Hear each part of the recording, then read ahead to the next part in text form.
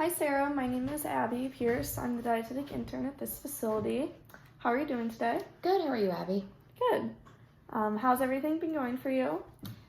Okay, not bad. I've been to my doctor and I've got some results back, so I need to come, talk with you and see what I can do to help straighten things out so I don't have to be on more medications or additional stuff. Okay, so why don't you tell me some more about that? So I had to write this down because it's like I just got these results back, and my lab work came back that I have chromosome 19 LDH heterogeneity. So, I mean, it's a mouthful. So I'm like, I gotta write this down because I'm gonna mess this up. So, I've always had high cholesterol. It's, run in my family forever. Even when I was young, I mean, my, cholesterol levels were high. I mean, right now my LDH is 500. It's kind of all over the board. So I had gone to my doctor because I'm newly married, and we were out hiking, and I hit my knee. Didn't think much about it, and then I don't know, a couple weeks later, I had these bumps on my knee. It wasn't like a bruise, but it was something. I didn't know what it was, so I went to my doctor to find out what it was. And he says I've got these fatty tissues around the tendons of my knees, and it could be in my hands, which they don't see anything yet there, but they're seeing these fatty deposits around, around the tendons. And they say it's xanthomas, something like that. So, I mean, I was a little concerned about that. So he's like, well, maybe we should get you to a dietitian. We're looking to, have a family, and I don't want to be on all kinds of medication while I'm pregnant. So it's kind of looking for help, but Yeah, for sure. Well, it sounds like you got a lot going on right now, and in this diagnosis or this information from your doctor might have kind of blindsided you a little, but yeah, very, because I thought it hit my knee when we were hiking, and it was a bruise, and it turned into something. I wasn't sure. And then my husband's like, well, that's been there for a while. It's not like it's going down, or it's not like it's changing colors into a bruise or something. Now, maybe I've had it in there for a little bit longer, but just really didn't pay attention. But when I did hit my knee. So it was painful. So then I kind of was paying attention more to it. And that's when I saw this and went to my doctor to say, what can I do? Okay, so how long ago was it since you saw your doctor and kind of brought this information up to him? It was about a month ago. Okay. Not quite. I went to the doctor. They ran all kinds of tests on me and everything else, and then I just got the results, a week or so ago, and then I called to get an appointment with you. Okay. So it's been a short time. I've known that I've had high cholesterol since I've been a kid forever. Right. I mean, that hasn't been anything surprising. I'm on statin meds for my cholesterol, so I've been on that forever, it seems like. Okay. So you had mentioned that high cholesterol kind of runs in your family. So do you know of any other history in your family of past medical diagnosis that might kind of run in your family? So high cholesterol does, and heart disease in both sides of my family. Okay. All right.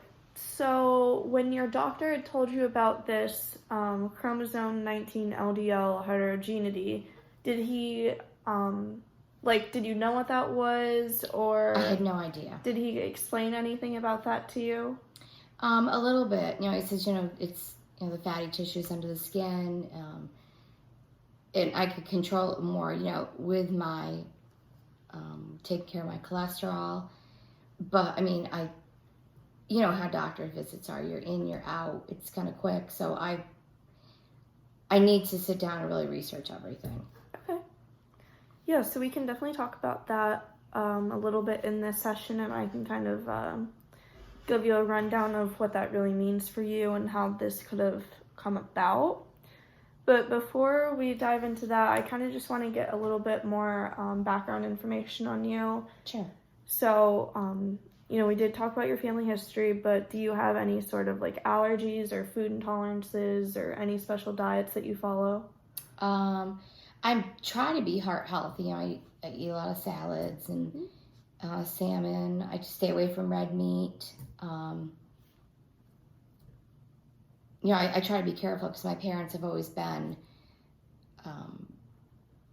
telling me that I have to be careful. I mean, because like I said, it runs in the family. Heart disease runs in the family. So it's not a big surprise. My parents have always controlled theirs, but they are both on medicine also.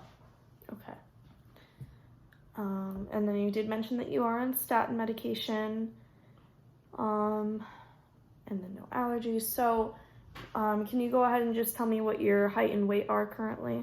5'8", and I'm 152. Okay. And then you had also mentioned that you just got married. So Correct. Congratulations on that. Thanks. And you had also talked about maybe starting a family. Yeah, I mean, not, like tomorrow. I want to get this under control if I can, more so with my diet and exercise, etc., than, trying to. I mean, I know I'll have to be on a statin. I'm kind of worried about that. Having a child, what can that do to them? What are the effects on the pregnancy, taking that, and everything else. I need to know. I'm not, from you, but, from someone. I need to really sit with my doctor and figure that all out. So it's something that I want to get under control before we start thinking about starting a family. Yeah, that's very proactive of you, and that's honestly not a bad thing to be concerned about, and something that you kind of want to work towards. So I can definitely help you with the diet side of that, because obviously that is something that I'm a bit more specialized in. So I just want to ask real quick about like the meals and snacks that you had yesterday for breakfast, lunch, and dinner, just to get a better idea of kind of what you would normally eat. So for breakfast, I had egg whites and avocados. For lunch, I did go out. Normally, I do take out for lunch. I eat out, but I also try to eat healthy out. Yesterday, not so much. I don't know if you would consider it healthy or not. There's a new barbecue place that opened up across from my office, so I ended up having barbecue yesterday on a bun, but I didn't have the sauce on it. I told them to keep the sauce on the side. Okay. And then they ended up not putting the sauce in there anyway, so I didn't end up having it, but the barbecue was very good. Normally I do salads. Sometimes I'll deviate off of that and get a wrap or something. But it's always with, chicken or vegetables, or very, very, very seldom do I eat, like I said, red meat, because I kind of try to be careful. And then for dinner last night, we did cook salmon on the grill. Okay. With vegetables and a salad.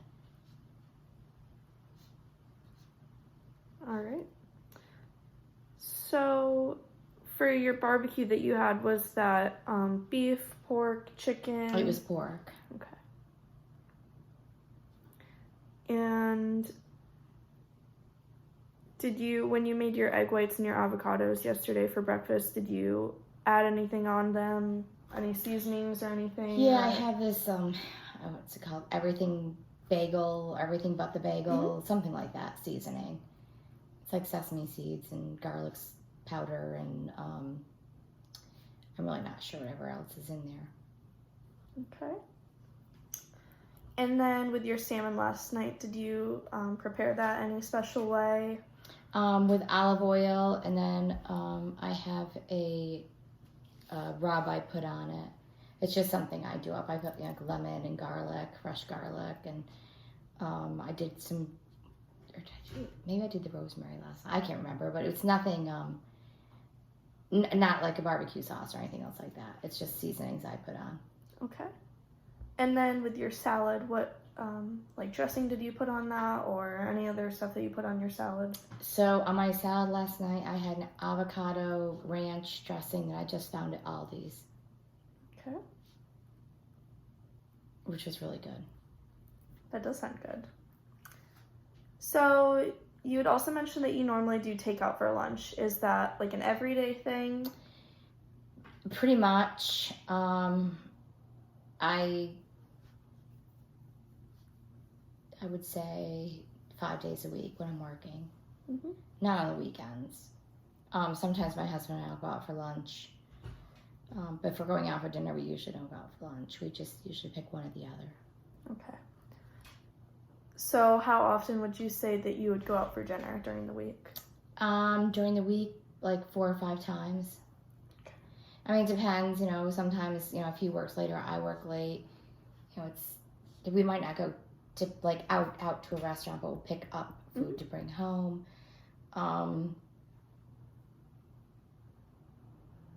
Yeah, probably 4 or 5 times a week, at least 5. Okay. So my next question for you is, who normally does the grocery shopping and meal prepping in your house? We both do. Okay. Usually anything on the grill my husband will do, and I do everything inside. Yeah, sounds good.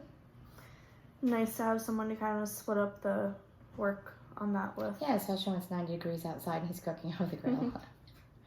Okay. So your diet looks very good, and I'm assuming your doctor probably had mentioned something to you about following a heart-healthy diet, which is, you had mentioned that that's kind of a diet that you've been following along. Yeah, like I said, that's something I've been doing with my parents since, I don't know, since I can remember. She's always been very cautious on what she's feeding us, and it kind of like is ingrained in me. Mm-hmm. So even when I go out, yes, we're eating out, but I'm also watching what we're doing. If I can get the dressing on the side, or if I can get, the rice and stuff without the spices on it, or, I'm very careful when we go out also. I mean, yeah, there are days when it's, things I probably shouldn't be eating, but it's not an everyday occurrence. Mm-hmm. Well, that's good to hear that you kind of, this stuff that your mom has been kind of doing for you since you were a kid, you're now kind of carrying that over into your adult life, which will be very helpful for this chromosome disorder that you had just become informed about. So, yeah, this is not anything that my family has, so this is kind of all very new to me. Mm-hmm. Both of these things, I was like, I mean, I don't know if they've been even ever tested for these things, but I know my parents don't have any of those, the fatty tissues around anything, or bumps or anything else like that. So this is like really all new for me. Yeah, do you have any other sort of like feelings about this, like anxiety or like nervousness? A lot of anxiety, because I don't know what this will do for a pregnancy. Should this be, I mean, that's why I want to get this under control now. Maybe these, I don't know if it's going to be, if I control my food intake, will it help with, the fatty deposits under my skin? Is it not going to? Is it going to be a medication? I mean, it's all these things, the unknown, I don't know what's going to happen. Right. And we can definitely talk about, I can kind of go over that a little bit more with you and explain that to you also. So in addition with that, with the diagnosis that you just had, were there any other questions that you would like me to address for you during this session? Maybe about your diet or exercise or anything like that? I guess kind of anything, any information you can give me that would help me get on the right path. I know it's never going to cure it, but to control or to lower or help what I have. Definitely. So I have some information up here about what this chromosome 19 LDL heterogeneity kind of means. So is it okay with you if I kind of go over this stuff with you? Yes, please. All right. So basically what this condition is familial hypercholesterolemia. So basically what this means is that this is something you inherit from your parents. So the specific condition that you have means that you had inherited 2 FH genes, one from each parent. Okay. So is this why they're not showing signs of this and I am? Mm-hmm. Yep. Okay. So they so what you received from them were homogeneous genes, which means they're the same. They were both recessive alleles. So your parents might be carriers for them, but it just had never shown the symptoms or anything like this. But you kind of are, this is a more rare condition because you received 2 of the genes, one from each parent. Normally people will receive just 1 gene. So this could explain why you have more severe complications from this. Your LDL cholesterols will normally be over 400. Yeah, and it's been 5. Yep. And so for someone with the more common type of this, they only have their cholesterol, like their cholesterol could be over 190 instead of over 400. So you had mentioned that you kind of had always had high cholesterol in your childhood. So that's another factor of this more rare condition that you have, is that the onset comes on in childhood. And other people, it could start in their 30s to 60s. Yeah, because my parents, like I said, they've had these issues. And knowing that they had these issues, the doctors wanted to test me early on to check to see what I had. And it did come up that my cholesterol has always been high. Being, kind of nervous because I did, in school play sports and stuff and soccer. And it was kind of like, oh my God, like, am I going to have a heart attack type thing? So it was always very in the back of my mind. I mean, of course, when you're a kid, you're invincible for everything. But now that I'm thinking about having kids, this makes me nervous. Right. And like, how likely is it that I can pass it on to my children? All the other stuff. Yep. So, right. And those are very valid concerns to be having. So I kind of want to talk a little bit more about the signs and symptoms of this and how that might relate to you. So obviously family history is a big factor in this, which would most likely explain why you have this condition.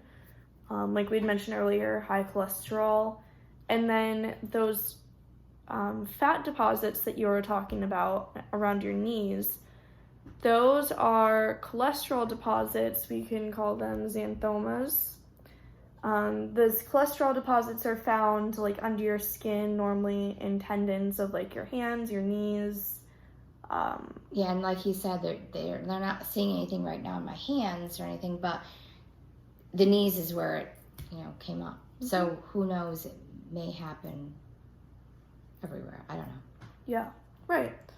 So, and then the other kind of worry you were expressing was, can I pass this on to my kids? So since it is through your genetics, there is a 50% chance that you might pass this on to your kids. I mean, that would also depend what your husband's genetics are like. Yeah, my husband he's completely healthy. There is no high cholesterol in his family. There's no heart disease. There's nothing. So, I mean, I'm hoping they'll get his genes and not mine. Yes. So your kids do get 50% or half of their genes from you and then half their genes from their father. So that's why I'm saying there's a 50% chance that your child might develop this also. So that's why, like kind of what you had mentioned, how your parents were always kind of keeping an eye on you when you were young. If and when you do become pregnant, that's something that you would definitely want to look out for in your own child, making sure that they're getting tested at an early age on their cholesterols. And I mean, even if you wanted to do a genetic test and see what their genes are and the possibility that they could also develop a disorder like this, that can kind of just help you to be a little bit more proactive and prevent any sort of like heart attacks or anything concerning like that happening in your child at a young age. Okay. So, I know that in addition with this, when you have high cholesterol and stuff like this, medications obviously can be used to treat this. Like you were saying, you are taking medications, but diet is also a really big part of this as well. So I do have some handouts over here about heart healthy eating if you wanted to go over those as well. Yes, please. So these are like kind of what we call lifestyle changes. So, like you had mentioned earlier, the medication part kind of concerns you with the pregnancy Right, and everything right. else. So these are some ways that we can help to lower your cholesterol without having to use medication for it. Okay. It's purely just about what you're eating and the kind of exercise that you're doing. So, have you ever received any sort of information on a heart-healthy diet before? No, I mean, it's just what my mother would have, you know, fed us or whatever, or she'd say, don't eat this, this is good, don't eat that, type things like that, but never anything written, or I've never talked to a dietitian before. Okay, so I do have obviously this sheet right here if you would like me to go over this with you. So these are just, by following this heart healthy diet, it can help to reduce your cholesterol, like I had mentioned. So normally when we check our LDL cholesterol, we want to see that it's 100 or lower. Okay. And yours are at 500. So kind of really watching what you eat here as far as your fat and cholesterol and sodium can help to kind of lower your cholesterol levels that you're getting tested on. Okay. So has anyone ever kind of talked to you about the difference between saturated and unsaturated fats? A little bit. Not. Would you like me to go over Sure, that with you? That'd be great. Okay. So saturated fats are, they come from animal products. So those would be things like fatty meat, poultry skin, bacon, sausage, whole milk, cream, and butter. Do you normally eat any of those things that I just listed? Every once in a while, I guess fatty meat, I'll have like supersada, but that's not all the time. No whole milk or cream, unless I'm cooking with maybe like butter or cream, like if I make a cream sauce for macaroni, but not, I would say if it's every 2 weeks, then that would be a lot. Okay. And we do not have any margarine or shortening. We very, very, very seldom eat fried food. I do not fry food at the house. Okay. Good. Packaged foods, I'm very, very rarely going through like the middle of the store. I usually am in the veggie aisle, around the outside, the meats, and then around the outside for my yogurt or whatever, and then out. I don't like packaged pre-made anything really. Okay. But that's just like a taste thing for me. I just Yeah, don't. and that works in your favor too, because with these saturated fats, with the trans fats, with the ones that you just read on this list over here, they're made with hydrogenated oils, which can be harmful for you. But now when I go out to eat, I don't know what they're cooking with. Mm-hmm. So I don't know if I'm getting, or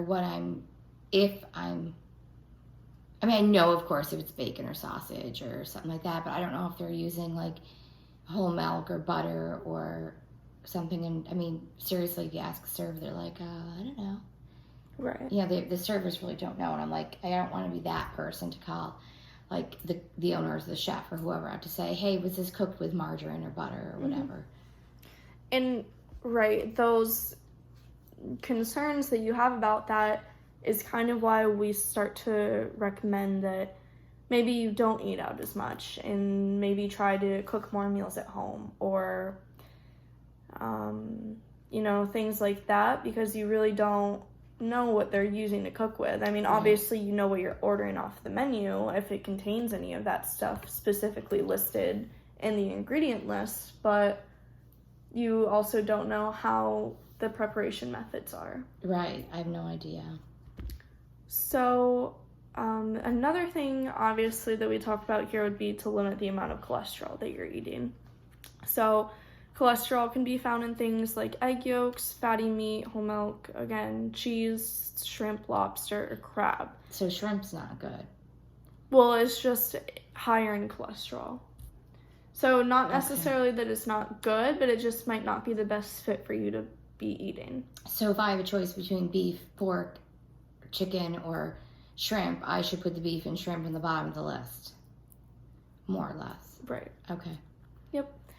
Because normally the red meat will have also higher amounts of cholesterol and fat, things like that. And that's always, my mother has always said, stay away from red meats.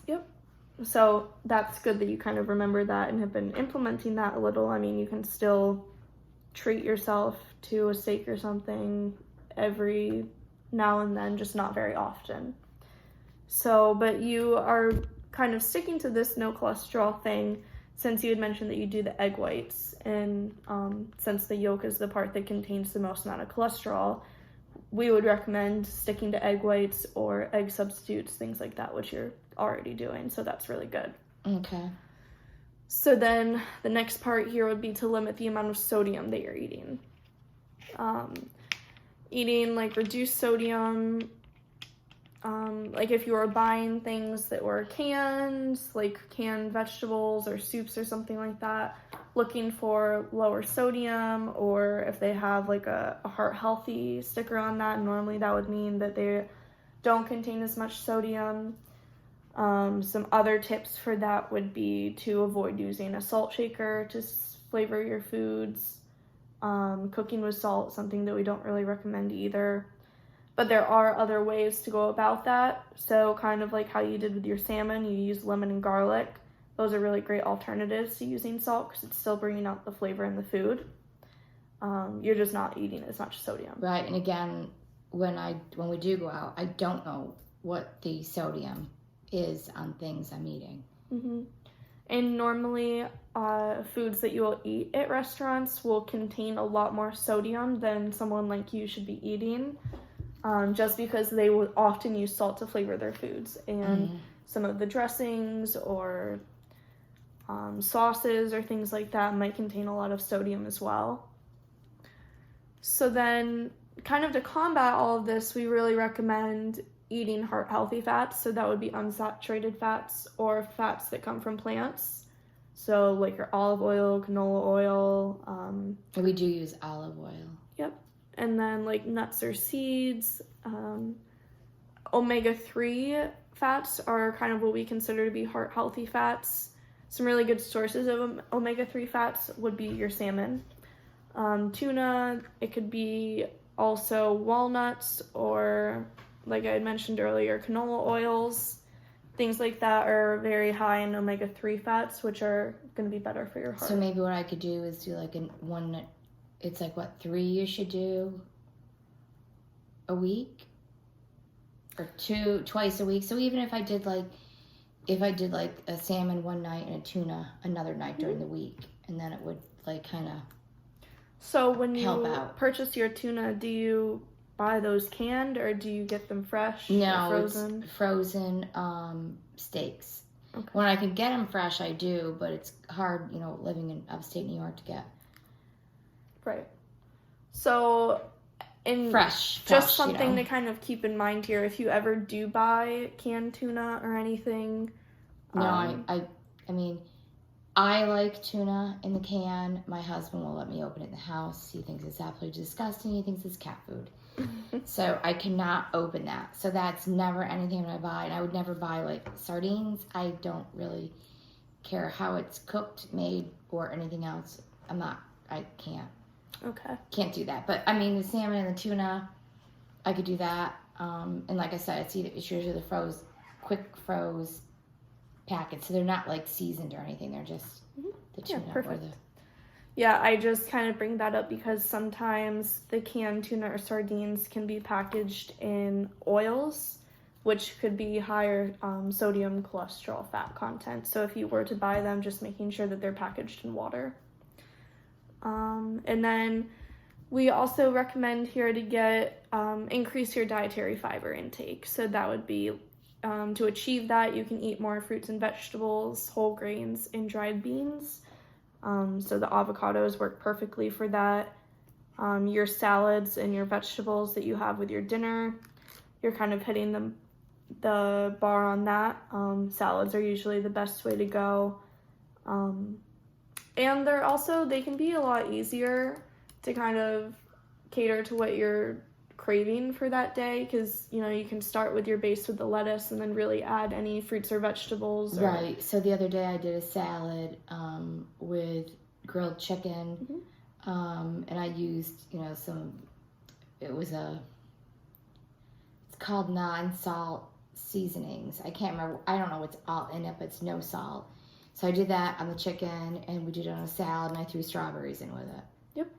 So that's perfect. So you're already kind of on the right track with this kind of stuff. But I need to stop eating out as much. Right. And that's some stuff that we can kind of brainstorm together and figure out how you can kind of limit the amount of times that you're eating out. So then, like I kind of talked about earlier, since you are the one that normally does you split up between you and your husband with the cooking and the shopping, but have you had any sort of education on label reading? Not really. Would you like me to go over that with you? If you'd like to, or print it. It's up to you if you... So have you had any sort of education on label reading? A very little bit. Not too much. Okay. Is that something that you'd like to go over, or is that something that you kind of... If you can just skim over it a little bit. I think I got the gist of it, but if you would just go over it a little bit. For sure. So, obviously for you on this, when you're reading nutrition labels, things that will be more important to you will be the total fat, the saturated fat, the trans fat, cholesterol, sodium, and then added sugars over here. Okay. So kind of the easiest way to tackle a nutrition label is to look at these percentages over here. So these percentages are based on a percent daily value. So like it says down here, a typical daily diet would be 2,000 calories. So this is saying on this specific label, the total fat in here is 10% of a 2,000 calorie diet. Okay. Or 5% for the saturated fat of a 2,000 calorie diet. So that's something to kind of keep in mind here. Healthy things would be 5% or less. Oh, okay. So you can see the saturated fat is 5% or less, so that's good for saturated fat. So that would be a good label numbers on a label. That would be a good one. Yep. So less than 5 is best, and then 20 or higher is not good. We want to avoid that. So you can see right here with the added sugars, it's 20% or higher. So this would indicate that this might be like a packaged food of some sort or processed. So what should the sodium stay at 5% also? Yep. So actually that's not a good label. Okay. It's fair because it's not 20. So you could see like if it's less than 5, that'd be best. If it's between 10 to 20, it's okay. Okay. If it's 20 or higher, it's probably not the best fit for you. Gotcha. Okay. So the sodium's at a 7%, so that's okay. It's closer to 5 than it is to 20. Okay. So that's just something to kind of keep in mind when you're doing that. And then I can obviously print this out and give it to you afterwards too, if that's something that you'd like to go over again later. Yes. So, we did talk about the heart healthy diet. We talked about label reading, and then kind of some tips for reducing sodium. And then another big component of this is also the exercise. So normally we recommend that you get about 30 minutes of physical activity a day. Do you do any sort of physical activity right now, or what does that kind of look like for you? Not 30 minutes a day, every day. Weekends we'll go for a hike or something, or a walk, or a bike ride. During the week, not really. Okay. And do you feel like there's any specific reason why you don't really exercise during the week? I guess I just don't make the time. Mm-hmm. Do you feel like you don't have the time, or it's just not something that you've really thought about and kind of prioritized? I really never thought about it. Of course I could work out, 30 minutes of my day to do something. But I've just never thought about it. Okay. Well, do you feel like that's something important to you right now that you kind of want to try to Yes. work towards? Yes. All right. So you mentioned that you do hikes and biking and stuff like that on the weekends, but what do you think are like maybe one sort of exercise you could do during the week that would be achievable and realistic for you? I probably can walk. I mean, you know, walk for a half hour, you know, maybe after dinner or something. Mhm.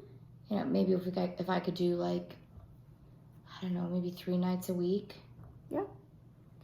I think that's great to start off with. And do you feel like that'd be realistic enough for you to achieve? Yeah, I mean, and then there's days like my husband works late, so I could always come home and walk before he even comes home for dinner. Yeah, perfect. Yeah, because there's days I beat him home, but then it's days that's like when I go catch up on the laundry goes in and everything else. Which if I need to do a half hour of walking or biking or whatever, I could do that and then not worry about the laundry till later, or do it in the morning, throw it in the morning, whatever. Yeah, exactly. I can work it in. So I think that's a great goal to start off with. And then let's pick one more about your diet, maybe about eating out, if you feel like that's something that you want to work on. Yeah, I mean, I definitely could, stop eating out, 5 times a week. The lunches will be a little bit more difficult, I think. So do you want to start with like dinners right now? Maybe maybe if I can cut out like 2 dinners a week and maybe like 2 lunches. Maybe I can bring something in twice a week for lunch.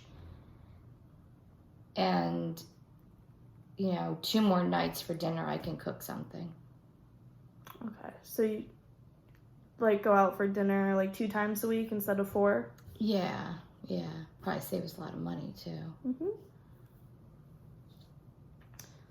So with your lunch, what are some steps that you could take to make sure that you're bringing lunch 2 times a week? What are some... Well, when I go shopping, instead of me worrying about, because I worry more about breakfast foods and stuff like that, I will pick 2 different things I want to do for lunch. Make sure I have it. Even if it's like, I don't know, if I go shopping on Monday, so I bring my own lunch Tuesday, Wednesday. So I know that's what I'm going to do. And then... Yeah, that sounds like a really great idea. So based on these goals that we've kind of set right now, how confident are you on a scale of 1 to 10 that you'll be able to achieve these? I'm going to try my hardest. Let me say an 8. Okay. I mean, it's going to take me probably a couple of weeks to get myself geared up to do it, but I can do it. Yeah, exactly. And I mean, maybe by the time I come back and see you, maybe it'll be, I could do it and I could say it was 10. But, I think the lunches I could do, stopping, going out to eat, I can do definitely 10s on those 2. The walking, I'm almost positive, so I'm giving the walking an 8. Everything else a 10. All right, perfect. And, getting into the habit of this kind of stuff and creating a healthier lifestyle will help to, like I mentioned earlier, lower your cholesterol and prevent the need for further medication. And then when it does come around the time when you guys really want to start trying to have a baby, this will be more helpful for you also. And right. Kind of help reduce the complications from pregnancy and everything like that. Right. Yeah, and this will give me time. That's why I wanted to come now, to get ahead of the game, instead of saying, oh my gosh, we want to have try to have a baby, start a family in like 6 months, and then I got to cram this all down. I mean, I'm talking maybe like 2 years. So, I mean, I can work on this to make sure I've got this down before we go to the next step. Yep, that sounds like a great goal and a great plan for you. So, would you be willing to come back for another visit?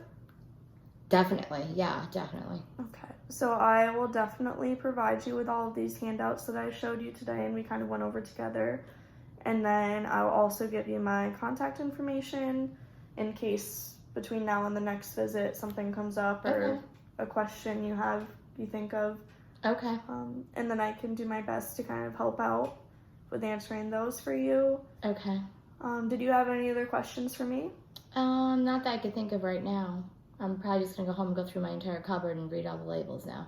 All right. See what I can, get rid of and what I need to replace and never buy again and stuff like that. Now that I have that printout to look at. Yeah. All right. Well, that sounds good, and I know that you'll do well with this. So I'm really not concerned about this being an issue for you, and I'll see you back in a couple weeks. Okay, great. Thanks, Abby.